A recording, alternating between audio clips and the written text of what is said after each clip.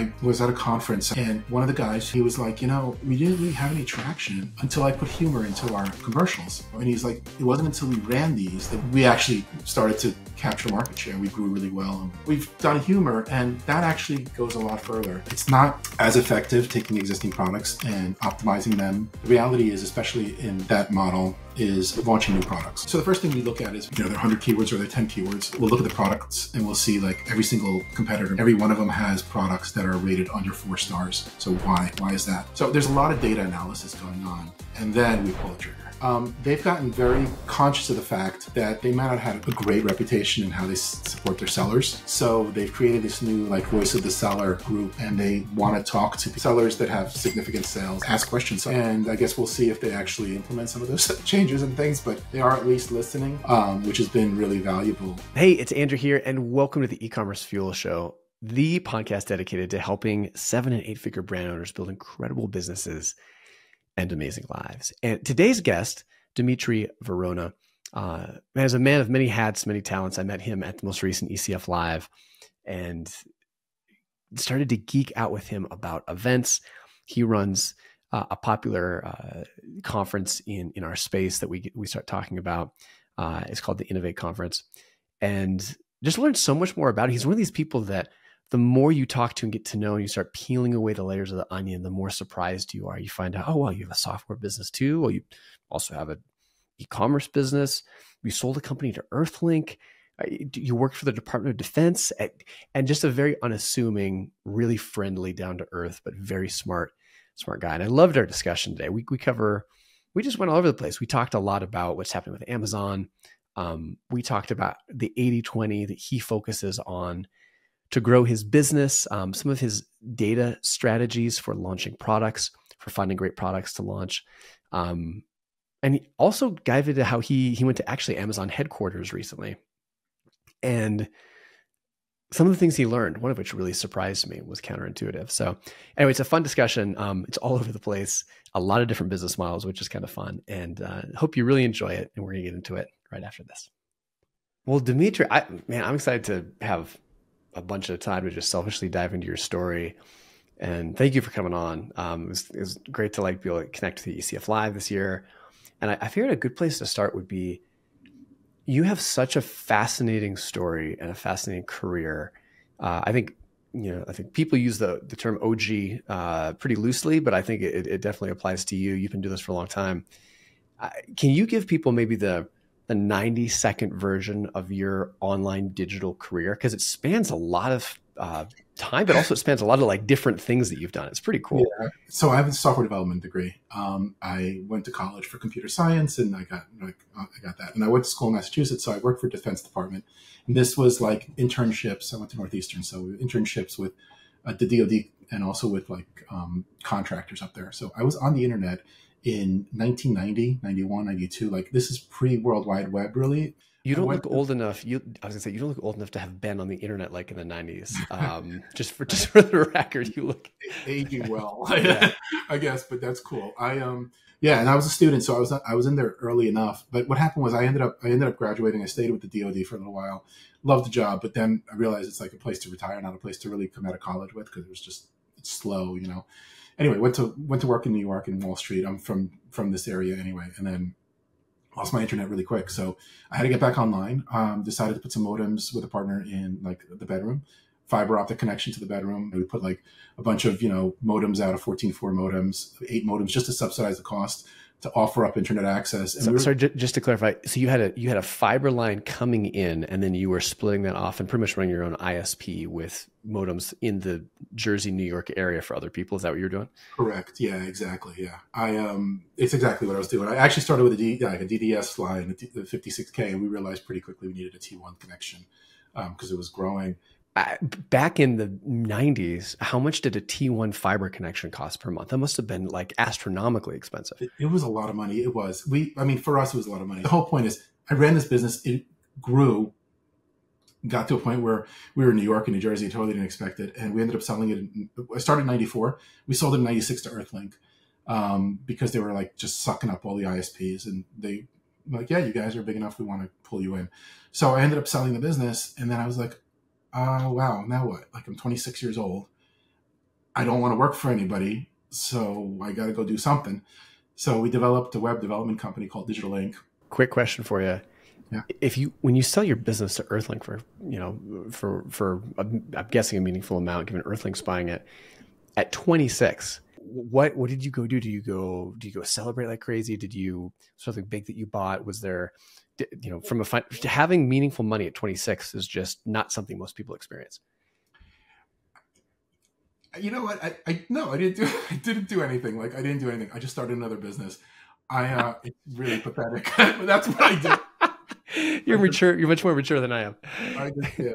Yeah. But no, we created another business, and yeah. And also we were so early still. It was 96 on the internet. I mean, like, oh my goodness, I just kept seeing opportunity everywhere. Like, I had so many great ideas. I was like talking to people, and they're like, well, we should do like a radio station on demand where you type in your own songs, you get them, right?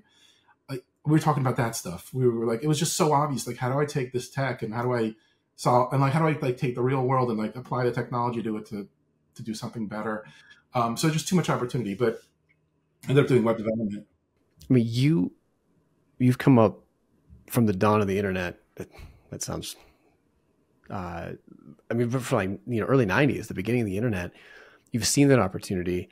You've also seen the maturity cycle, right? Across everything, across SEO, across, Amazon, across Facebook ads, you've seen it. The opportunity side, and it getting filled in with competition and that edge, that beta going away. What do you see now? I know, Ken, you had mentioned in some of the notes before the interview that you're really big into AI, even like potentially, to the point where you're trying to file patents on some things. Like, it's something you're going deep down the rabbit hole on.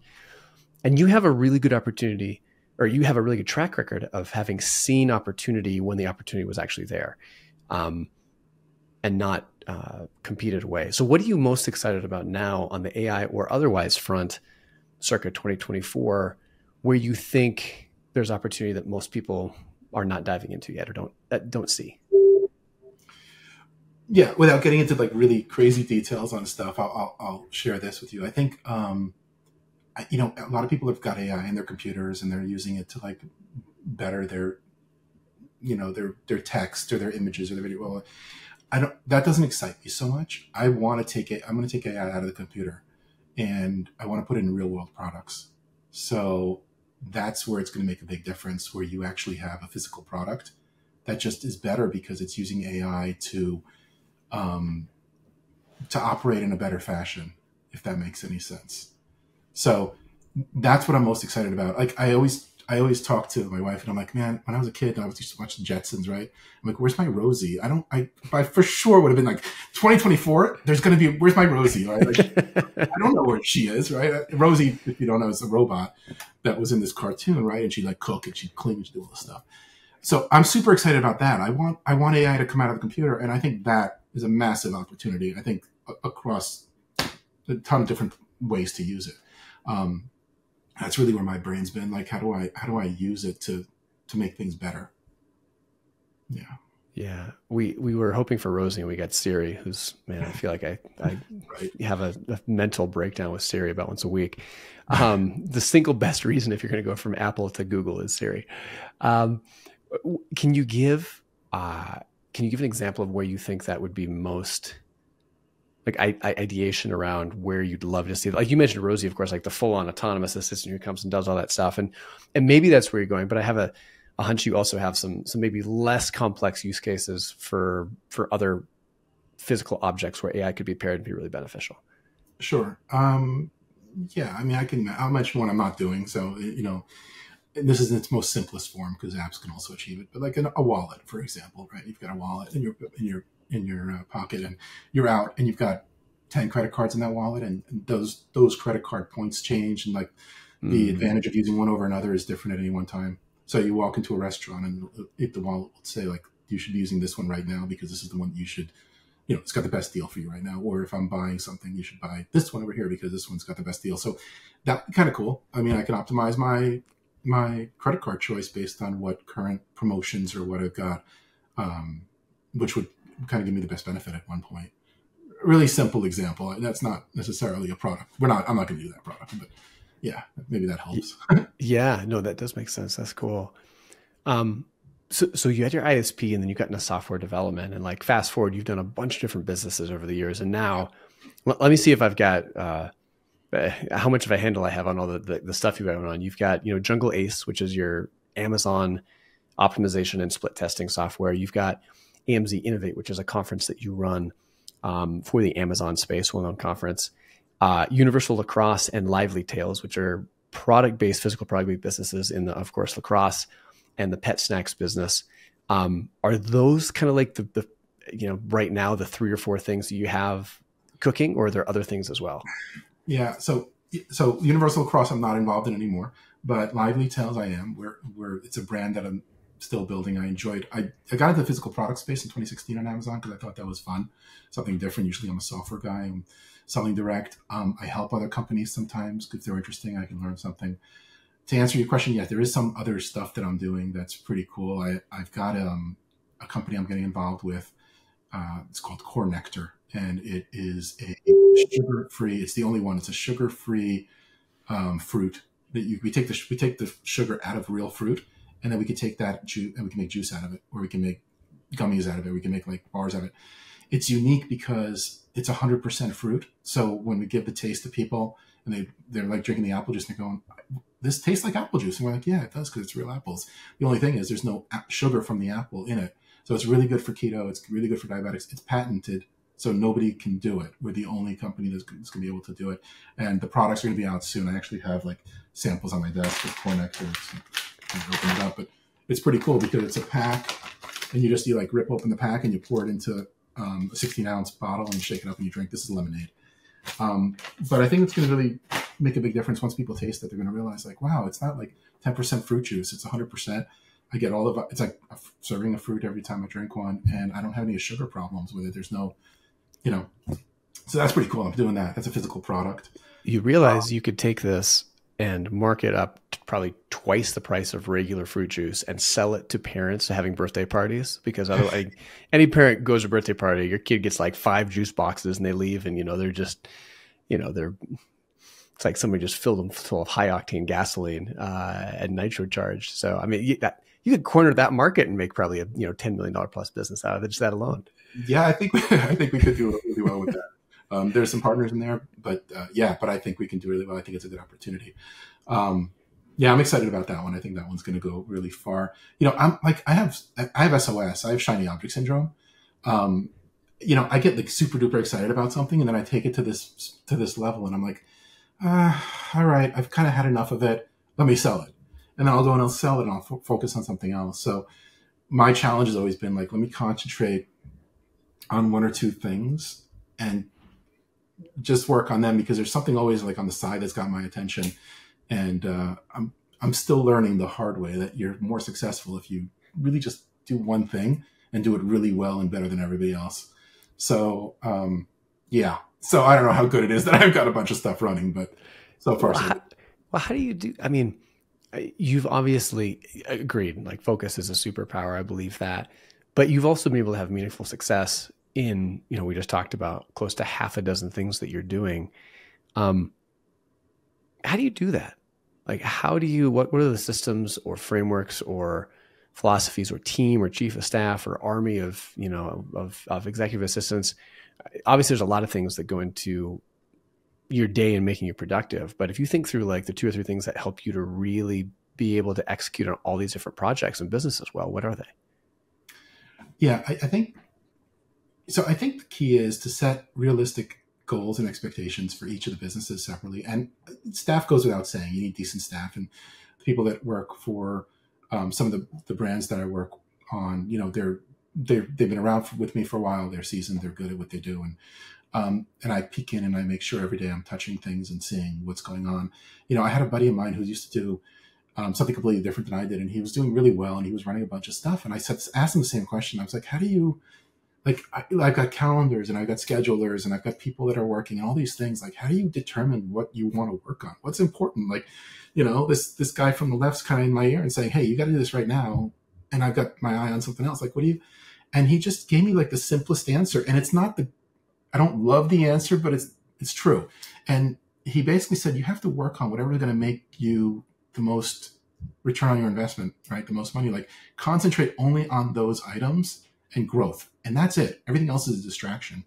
So I've taken that and I've kind of used that a little bit to make my decisions on where do I want to spend my time. Because that's what we were talking about. You only have 24 hours a day and, you only have 24 hours a day. So you can be really systematic and you can be really efficient. You can use all these tools and have friends and help and whatever, employees.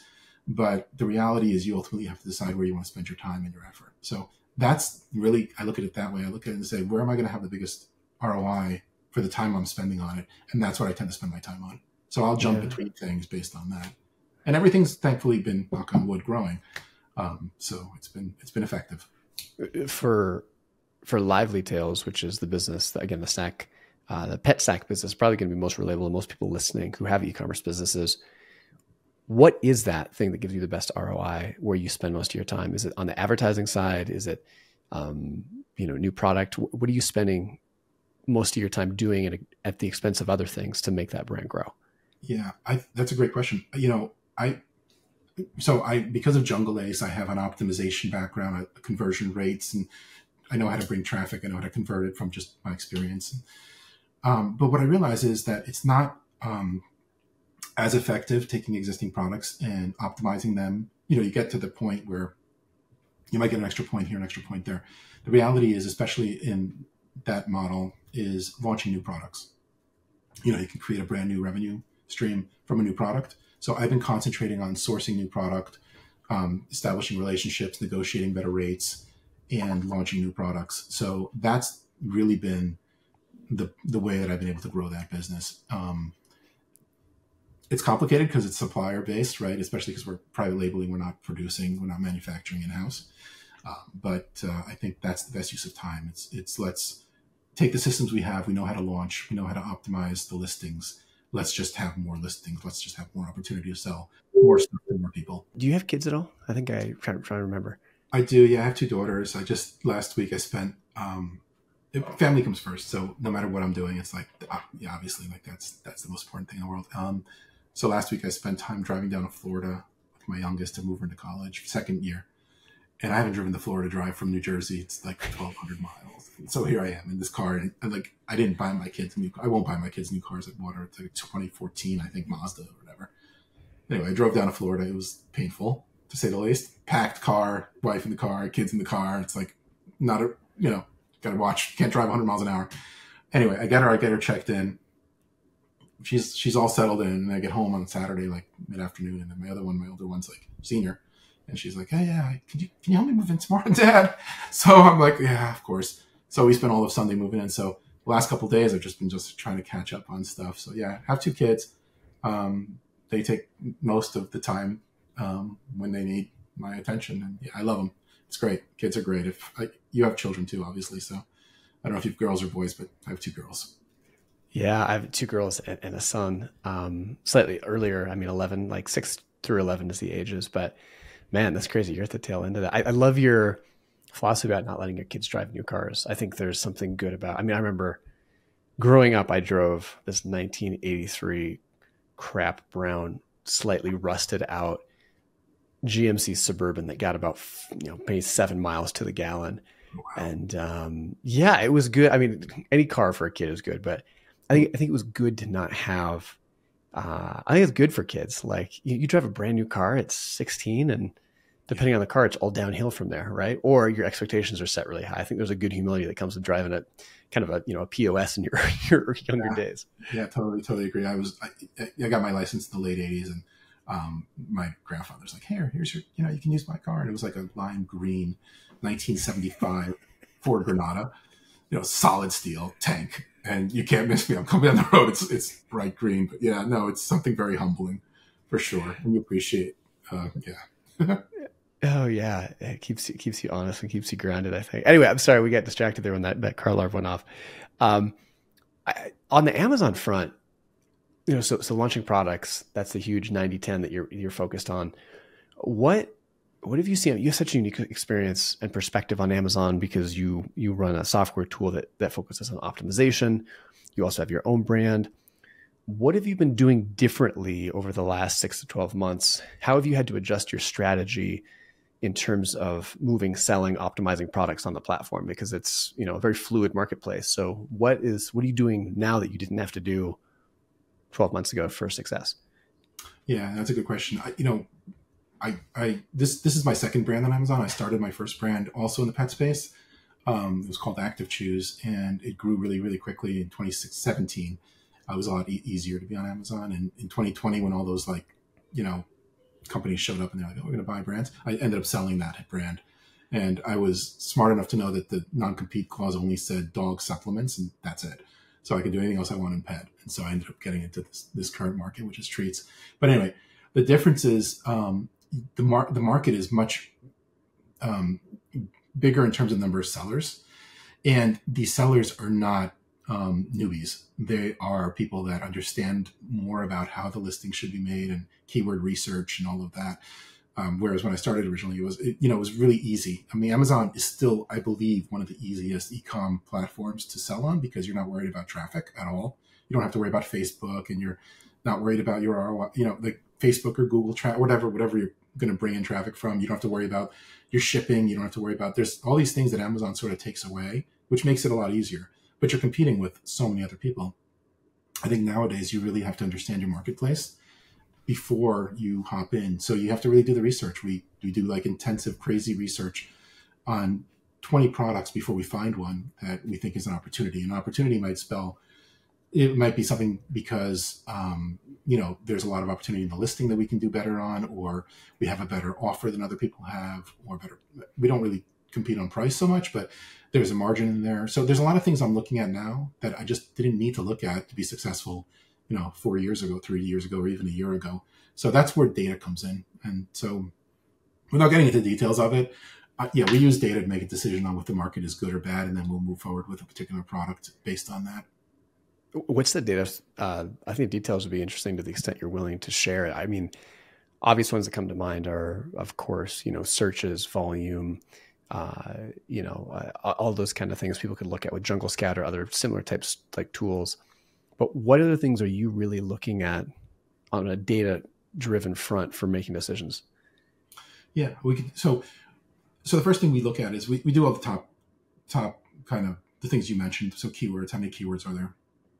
There are 100 keywords, or there are 10 keywords. What are the current offers that people are getting? What are we seeing? So we'll look at the products and we'll see like every single competitor, maybe there's 30 competitors in the space. Every one of them has products that are rated under 4 stars. So why? Why is that? So we'll pull all the reviews down, we'll feed it to AI, and we'll say, show us the similarities in all these reviews that people are complaining about. And what do people like, right? Is there an opportunity with our offer to maybe solve some of these problems and win that way?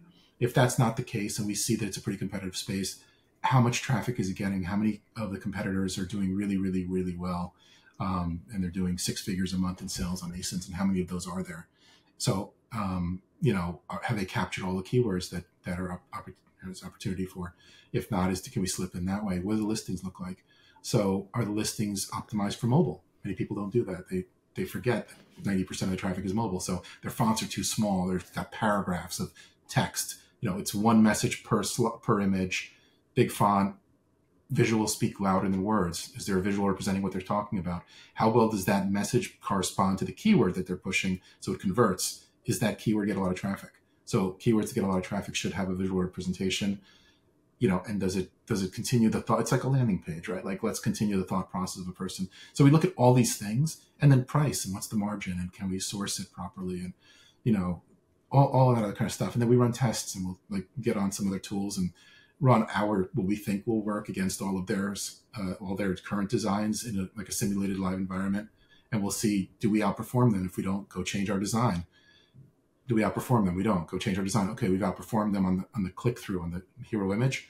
Now let's check it on the secondary images. So there's a lot of data analysis going on. And then we pull the trigger. Like it's that intense. Yeah. Interesting. On the data side, the keyword side, of course, and the review side seems easy to quantify and filter and sort through. Some of those other things, are they mobile optimized? How good are the visuals? Things like that. They're much less quantitative, but when you're filtering through so many opportunities, can be very time intensive. So do you have any ways or tricks or hacks for maybe using AI or other for being able to filter some of those more qualitative things out without having to, you or your team go through and manually look through hundreds of listings of different products trying to find opportunities? Absolutely. I promise you this wasn't a setup at all. And I know we didn't talk about this. So I'm going to shamelessly pitch Jungle Ace, but yes, we wrote software to do it. In fact, we just added the AI tools to Jungle Ace like last week, where you type in an ACE and you type in your keywords and like it goes and it pulls all of the data down and it shows it to you. And then the AI makes suggestions. It's like, oh yeah, this one's doing really well for this, and this one's not doing so well, and we think there's an opportunity here. So it's a good starting place. It's not the end all, but it'll do 90% of the collecting of data work for you. And then you can look at that and you can basically make decisions from that. So we were doing that in-house and then decided to add it to Jungle Ace. So yes, the answer is we do use tools like that. Interesting. I was going to ask you at Jungle Ace, is it, so when I was looking at it, it looks like split testing for Amazon. So correct me if I'm wrong, but it also can do that competitive intelligence, but also split test headlines, I'm guessing creative, text, all these kind of things. What have you learned across working with clients with your own brands are the biggest leverage points to test? And then maybe the better question is like, what's counterintuitive? Because I know people listening, anyone with any experience, of course, your headline's going to be very, headlines probably most important. Visuals are probably second more important. Then you've got your product copy, things like that. Apart from those three, or maybe counterintuitive things about those three, what have you learned about testing that isn't inherently obvious to someone listening running an Amazon store? So a lot of people, I hope this answers your question, but a lot of people make the mistake of making too many changes at one time and then running the test. And you can't make too many changes. You have to make one change at a time, run the test, see the results, see if that one change made a difference, then go and make a new change if it didn't work, or keep the change and make another change to continue optimizing. Lots of people don't understand that, they'll come in and they'll change a title and they'll change a price. They might even change a listing image and they'll be like, oh, it didn't work.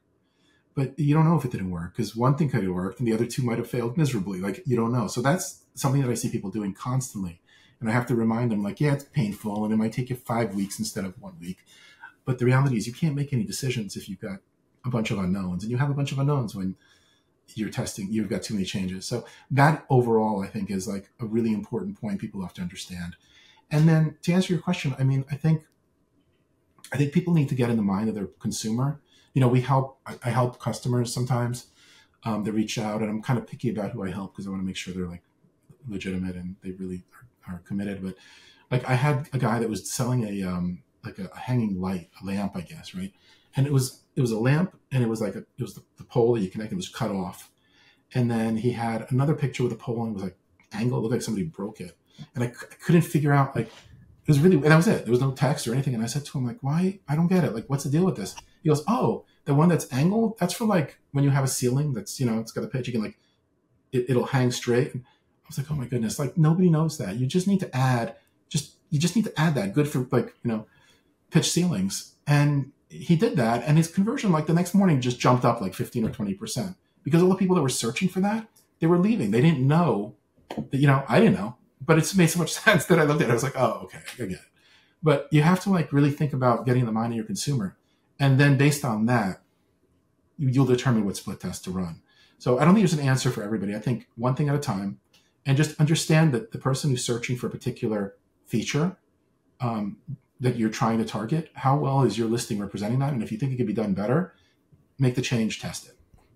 Yeah. How are you thinking about, we're talking about Amazon, and I'm not sure how much off Amazon stuff your brands do. But if they do a material amount, how are you thinking about demand generation off Amazon? Because it's been a hard year for that. On Facebook front, it's just get more expensive. It's been a big challenge. Facebook's had issues. And even apart from Facebook, it's just getting a lot harder. I think it's probably the biggest, one of, if not the biggest challenges most people listening are facing is affordable or, CPAs or customer acquisition costs that make sense in pencil. So how are you thinking about that side of the business? Yeah, that's a good question. Yes, I do have stuff off of Amazon and direct-to-consumer stuff. You're right. Facebook it was great. And then the iOS disconnection that happened, 2 years ago or 2.5, whatever that number was, destroyed it and made a lot of weird things happen. And then they put in this Advantage Plus kind of stuff. And It's gotten better on its own, but that's really not, lately hasn't been the most popular place people have gone. I've started doing a lot of stuff on TikTok. You hear that a lot now. People are like, how do I get on TikTok? How do I make it happen? It's more about being able to generate content and getting that content to drive interest, and then people can go and kind of check out your product. So I think that's been a really nice sort of filler to help, because it doesn't really cost a lot of money. You can do, you could definitely do advertising on TikTok. I think we're looking at other platforms. Google's always been great because it's more intent purchases. If somebody's like searching specific keywords, based on the keyword, their intent to buy, if they're searching a model number or something like that. That's always been a really good way to go with Google. We've kind of pulled back on Facebook a little bit because it's been harder, like you said, and it's more expensive to make it work. If you've got a product that has a really high price point and you have a nice margin, then you can afford to bid those numbers up and you can compete. In my particular case with pets stuff, when I'm selling a $16 or $20 treat, it's really hard to make the CPAs work. So we have to look to things like a TikTok. Yeah. Are you creating most of that content in-house? Are you getting a lot of content out to influencers, to other people, and just kind of highlighting that? What's your strategy, and how are you creating, sourcing, and designing that content? Yeah, it's a great question. So for TikTok, or any social platform, there's a lot of different ways to do it. Some people do this sort of like shotgun approach. They go out and they send out freebies to people, and you can take the freebie and post some content around it. The problem with that is you don't control your messaging. Yes, you can print, you can publish a brand sort of guidelines and get them. The reality is you don't control your messaging. So we do all the in-house, we do all of our video stuff in-house, and we develop videos in-house, and we use those and have those posted for us. I was at a conference. I don't remember which one it was. I think it was, something in New York. And one of the guys who launched, he's like the CMO of Purple, which is a mattress company. Yeah. Was speaking. Yeah. And he was like, we didn't really have any traction until I put humor into our commercials. Then he like ran a couple of them. It was like Goldilocks with the bears, and there was one with like a sash squash. I don't know if you remember these. I remember these. Yeah, absolutely. Yeah, I remember the one with the Goldilocks. They had like, I remember it very well. Yeah. Yeah. And he ran them. I was laughing. I was like, wow, and he's like, it wasn't until we ran these that we actually started to capture market share, and we grew really well. And, we got big, we went public and all that. And he duplicated that with a sneaker brand. I can't remember what the sneaker brand is. It's the one where you're in a pair of sneakers and you can slip into the heel, you pop out. I can't remember. It starts with an S. It's not a Skechers or anything like that. But anyway, he was able to duplicate it with that brand. And his point was humor goes a really long way. So we started to implement that with our videos. And, I have like a dog bone that's like, you cannot destroy the dog bone. It's liver coated. And when I originally launched it, I thought like, hey, liver coated dog bone, that's unique. And people are like, yeah, the liver coatings are right. It gets all over the place. But man, the dog cannot destroy this thing. It's been on it for 2 months. And we just kept hearing that. I'm like, wow, that's the advantage. Aggressive chewing dog bone, right? So we have this dog bone videos where the dog is like ripping apart the couch, and the bone is to the rescue. It's got like a little cape. Super bone is going to save the day, and like shows up, or like the apocalypse happened. Like the only things that are going to last, cockroaches, like, the politician, and, Lively Tail's bone. Like, so we've done humor, and that actually goes a lot further. So that's been kind of our approach, but because of what I've heard at this conference just a few months ago. Man, I feel like you can extend that to any part of life. Like, any discussion is more fun with humor. Any relationship is more fun with humor. I mean, apart from maybe, I would even argue even a funeral, right? Like, I was talking to someone the other day, and they were telling me how someone had died, and there's a bunch of friends sitting around. It was really somber, and it was just in this awful, awful mood, as you'd expect. And somebody brought up a really funny memory about somebody that was very humorous. And like, even at a funeral, I think you're hard pressed to find a place where it does not, it's not additive and doesn't lubricate things. So yeah, that's a great point. Dimitri, I got to ask you, so this is a little bit inside baseball and maybe not relevant to 100% of people directly, but I think it is I always think it's interesting to explore different business models. So you have AMZ Innovate, which is a conference, an Amazon conference. I've been doing events for eCommerce Fuel for 10 plus years. And I'm always interested to hear other people's experiences with events, because, man, I mean, the business model for eCommerce Fuel is very different. We don't try to make money from the events. We do that as an investment into our community, and that's It's a different strategy. How long have you been doing AMZ Innovate, and why did you decide to do an event model? Because man, events are some of the most time-consuming, stressful things that you can do. I think it's deeply rewarding because it brings our community together, and I see the fruit of that, even though there's a lot of hard parts of it. But if someone's like, "Hey, do you ever want to start an event business in a vacuum?" I'd say, absolutely not. Like, give me it would be low on the list of options. So I'm just curious, why did you decide to go that route, and how's the experience been? Yeah, I mean, over the years, I knew I always wanted to do something entrepreneurial, and I did the ISP because I just out of need, and it turned into something. And I got experience with the web development company, the hosting, a whole bunch of stuff, a bunch of businesses over the years. And what I realized is I love building businesses and learning from them. The really cool thing about the web development company was we would do work for like ortho, and we put an intranet in, and I learned all about like blood machines, right? Or, I like to learn things from doing it.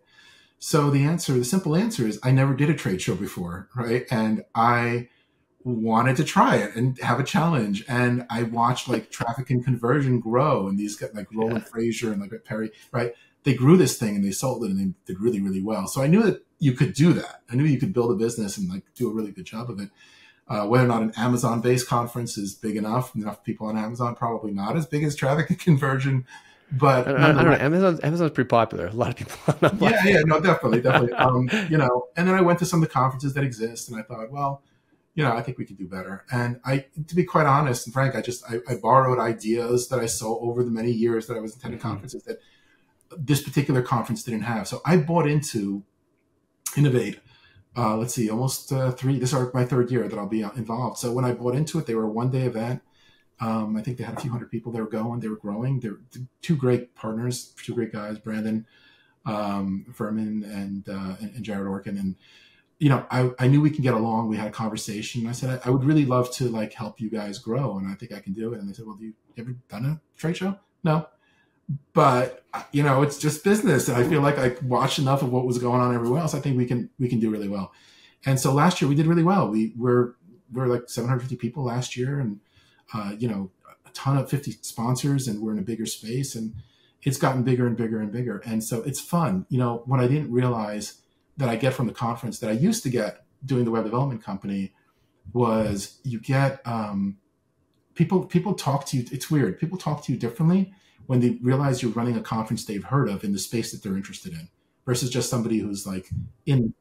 So it's been a really great experience. And I've learned as we go. Those two guys are really sharp. We have staff, so we've hired for help, which has been a big move because, she can kind of manage and handle all the crazy parts of hotels. And we have like a yacht that pulls up and takes the VIPs off site. She managed that. We added a second day. I mean, it's scary. I will say that it's scary because you're putting out the conference is in New York. You're putting out some big numbers. Yeah. For an event in New York. And we're at a place where we can't be in the Javits because Javits is such a huge place. We can't fill the Javits.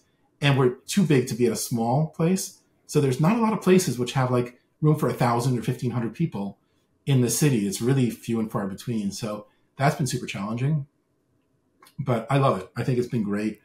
I did it because I wanted to learn something new.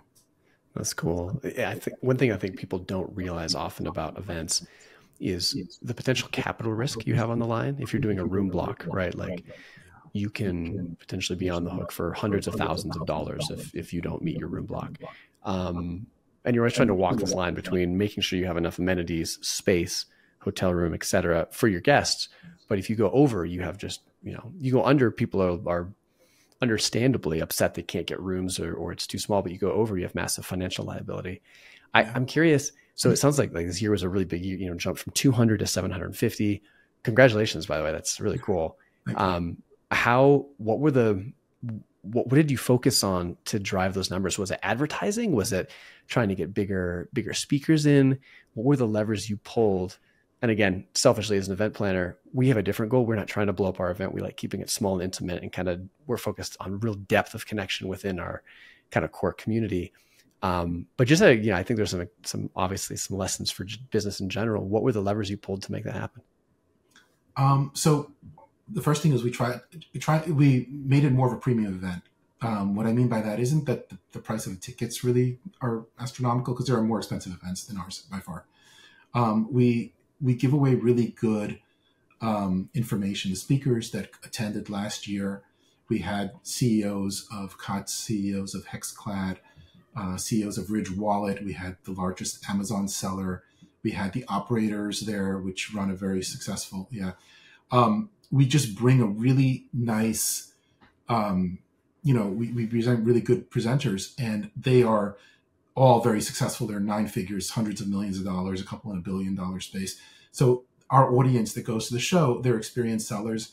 Over 66% of them are 7-figure and above. 33% are above 8 figures, 10 million plus. We have a bunch of higher level. So this audience really wants to hear about, kind of how did these people achieve that sort of success. And so it really draws that kind of a crowd. We also have like operators, actual sellers presenting. So it also helps bring in tips and tricks and things you just really don't hear about anywhere else. We don't record it. So if you don't go, you don't get it. Like we don't record it because we want people talking about stuff they maybe not feeling comfortable being recorded on stage. So there are things like that. And the location that we have, like this year's a Pier 60 again, the food, it's past sushi. It's really, really high quality. Like I said, we have a yacht that pulls up. So they get a really good experience. They're in New York. They get to meet other people. This is the really most important thing, is networking. I agree completely with you. The challenge I think that we're going to have as we grow, when I went to Traffic and Conversion, great show, fantastic show. Really hard to like make connections, meaningful connections, because there's 10,000 people. Like you don't know who, and it's getting harder when you're at 200 people or 250 people, or you can do that. You can navigate, right? When you've got even 750, like it starts to become a lot more. It becomes difficult for sure. But look, to be honest, I'm in that business it's a business to make money, so numbers matter. But we have masterminds. We subdivide groups and things like that. We have VIPs that we have a limit of those. Only 100 of those go in. It's been fun. I've learned so much. I honestly, part of me was like, wow, I would probably do another trade show, maybe in AI or something. I mean, again, shiny object syndrome. I'm not doing it. I'm just, it's like in the back of my mind, hey, I can apply what I've learned. But the reason I did the Amazon one is simply because I'm in Amazon. That's where I've spent my time in the last couple of years. Sure. So let me do software in Amazon. Let me stay in that. Let me not go out of that space until I'm ready. Yeah. For people listening, when are the dates for the show, and how can people learn more about it if they're interested? No, I appreciate that. The dates of the show are October 29th and 30th. I'm going to make a discount coupon for your audience. So you could save $150. I didn't exactly know if I should use ECF or not, but it's all caps ECF 150 to save $150. They can find out more information about it by going to innovate.show. So that's a domain name, innovate.show. Innovate.show. Yeah. And it'll give you all the information you need, and a lot of good quality people there. So it's worth networking there, and you'll have a lot of fun. It's New York in October. Perfect. Yeah, we'll link up that the website and also the discount code in the forums when we announce it. Last question I got to ask you, Dimitri, before we wrap up. I believe you were. I try to hop into people's comment history in the forums when they're coming on to kind of learn a little bit about them and some fun things to pull on in terms of interesting threads and stories. And you had one comment where you said, hey, I won't be able to come to this event because I'm going to be at the Amazon HQ in Seattle. So just curious, for people who have never been out there, what is it like? I mean, getting out there to that business, to the headquarters, the company culture, the vibe. I'm guessing you went out there either with, obviously you have a conference in the space, you've got some software there, so I'm sure out there for business reasons. But what do you notice when you go out there to, the big monster headquarters out there in Seattle? I didn't know what to expect, to be quite honest. When I went out there, I thought, like, what are these guys like? Why do you want, like, what's going on? They've gotten very conscious of the fact that they might not have had a great reputation in how they support their sellers. So they've created this new, like, voice of the seller group, and they want to talk to people that are on, like, real, like, sellers that have significant sales and things. they want to talk to them and just ask questions. So I sat in front of a group of probably like 40 or 50 different departments, and they just quizzed me. They're like, what would you do that's different? Like, how can we make this better? Where's the pain point for this and that? And that's what it was about. And I was really kind of surprised about the fact that what it seems like they're listening. And I guess we'll see if they actually implement some of those changes and things, but they are at least listening, which has been really valuable. The office is just like any other office. It's not like the .com era in like the 90s or 95, you'd walk in and be like pinball machines and pool, everybody's hanging out.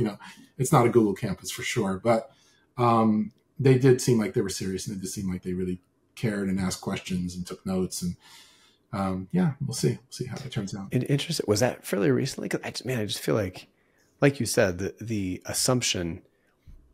I mean, heard from people of 9-figure brands who have a hard time getting a hold of someone and getting anything meaningfully done at Amazon, and they're doing major volume over there, and just sometimes the apathy that seems to come across, which if you're the world's largest marketplace, it's not shocking, but for brands of that size that still are unable to get traction with things they need to, that I think is surprising. So when was that you had that session out there? And I'm just trying to gauge. I mean, if that was 4 years ago, man, probably you're not going to hold our breath. If that was 3 months ago, then maybe a little bit more. Yeah, more exactly. Yeah, exactly. It was like 4, maybe 5 months ago, something like that. Yeah. Interesting. So, yeah, we'll see. I mean, I had some very simple changes that they should just implement. Like nothing complicated. Like something as simple as like when you call their support staff, they just put you in a general support, and the person picks up and they're like, "Oh yeah, what can I help you with? Give me an IVR. Like, let me push 1 for this, push 2 for what do you have? Inventory, push 1. You have a problem with ads, push 2, and then track me to the right support person. At least have some background in that type of support. They don't do that. That doesn't make any sense to me. To me, I feel like, you know what I mean? I feel like we're issuing tickets when there's problems and creating cases over and over until somebody who gets it can help us. Until then, you're just sort of like fishing. It's such an obvious thing to me. But again, we'll see. We'll see if any of those comments kind of. I mean, there's always the discussion of what's more important, like important product or important marketing, right? I feel like Amazon is kind of the case in point of that. If you can harness attention, of which they've done a phenomenal job for customers, then your product doesn't have to. Well, I don't know if that's not entirely true. Their product for customers is fantastic, right? Like you get, stuff gets shipped, and if you're in any major metro area, you get something more. You wait more than 1 day for something, and all of a sudden, it's shocking and surprising, and it ruins your day. First world problems. But so their product for consumers is amazing. But on the back end, man, if you can harness attention, it's just, you can get away with so much poor design on the back end in certain areas if you've got the attention on the front end. I think it's kind of a good reminder in that sense. Yeah, that's definitely true. I mean, for the first time ever, they're getting some real competition now with some of these, Chinese marketplaces, and they are, I mean, it's no secret, like they didn't do as well, this last quarter versus other quarters. So they're making changes because they need to. They understand that they have to just migrate with what's happening. People are buying on TikTok, and they're buying differently than they used to. So how do they incorporate some of that into their platform? So I think there's going to be some changes. I think people are going to be surprised at what they do. Whether they're successful or not remains to be seen. But the market's definitely moving in a new direction, I think, that they need to pay attention to. Yeah. Did they mention that? And again, not sure how much you dove into those kind of recent quarterly filings, but did they say, was it just kind of weakness in growth and revenue? And then what do you think the biggest, obviously there's a handful of, options for cheaper stuff from China. Chinese brands are becoming more established just in general. TikTok. What do you think the biggest thing, how much of softening did you see in the quarterly results? And what do you think some of the biggest drivers are in terms of competitive pressures for it? I mean, I know that they started to implement a lot of AI opportunities. You can get on Amazon now, you can type a question in rather than a keyword, and the algorithm will try and help you based on your question to give you recommendations. And that's a really big concern for sellers in general. Like, we are looking at our listings who are very keyword based because that's what's been working. And we are trying to figure out internally what is the right way to let the algorithm know on the AI side that we're relevant so that we can come up in those search results as people move that direction, if they move that direction. I'm not sure yet if they will or won't. So that's one big, massive change that they've just implemented. And I just think they did it in the last month or so. The other thing that they're doing is they're actually loosening the reins a little bit on Chinese sellers. I think they're starting to realize that they want Chinese sellers on that platform, which sucks for US-based sellers, in reality. So it's going to be very hard to compete with price.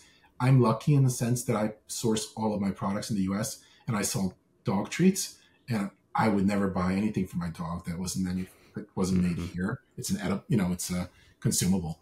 So I think I'm okay personally, but endless people source their stuff in China. So I don't know how that's going to affect things, but I think these are major changes that they're making, that I think they're doing because they realize they have to. Otherwise, their numbers are just going to continue to come down. But that's interesting. Yeah, I think the universe of products that Western sellers are going to have a competitive advantage on is going to get narrowed by probably 70+% in the next couple of years, if not sooner. And interesting on the AI front for Amazon, also a threat to Google too, right? Like when I think about product search, maybe I'll go, if I know exactly what I want, I'll go to Amazon, but more often than not, I'll go to Google, try to figure out the type of product, and then maybe I'll find my way to Amazon if I'm buying it there. But if their AI on Amazon is good enough to be able to help you search and put up great responses from a prompt about what do I use for this type of need? That's also a threat to Google right there. Absolutely. They're all competing in the same space. They've been collecting data, and I knew they were going to do it the day I bought it, but they've been collecting my data forever with Alexa, and they're in multiple places in my house, and I know that thing is listening because as soon as I talk about something, an ad pops up in my browser that has nothing to do with my, my device. So they're listening, and Siri is listening on my Apple device, and I don't have any Google products in here, so they're not really getting any data. But these are data houses, so I don't know.